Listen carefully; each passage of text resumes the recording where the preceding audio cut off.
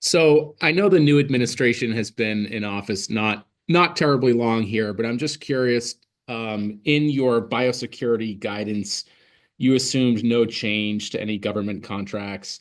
Um, Obviously, there could be some changes, right? So help us to just better understand who these contracts are, which agencies they're with, and give us a sense, maybe just remind us if you think there are synergies remaining between your biosecurity business and your core cell engineering business.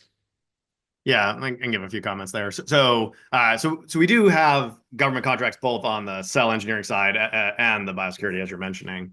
The cell engineering contracts are much more like traditional R&D contracts. Again, places like DARPA and ARPA and so on.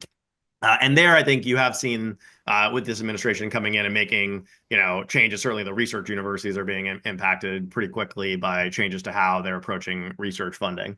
I will say, and this is part of the reason why were conservative on the guide for this year. We don't want, we don't want to count on things. We'll see what happens. I will say, I think we're in the era with this administration. Certainly, my interactions in DC, where the new leads have not, they're either just getting in or aren't even yet in for a lot of these agencies. And certainly their deputies are not in place yet. And so all you're seeing in advance of that is cutting. What I think is going to be interesting about this administration is once those leads are in, I think you're going to have some people that do have certain vision for things. It's going to be potentially different than the visions of people that have come before. And they're going to want to move on it just as aggressively and quickly as you've seen them move on the cuts.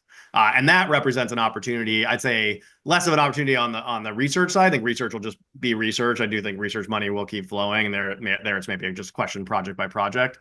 But on the biosecurity side, that could really go just in wildly different directions depending on what the administration's plans are. Obviously, they've gotten out of the WHO. There's big impact on CDC and one of our contracts with CDC.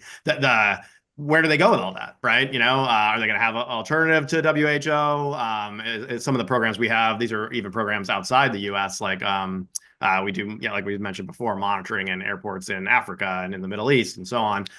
Those could be real assets for some of the things that previously were being relied on just voluntary reporting from countries in the WHO. We could now maybe monitor those with hard technology. And I think that's something that could appeal to this administration. But it's early days because we don't really have the leaderships in place yet in some of those.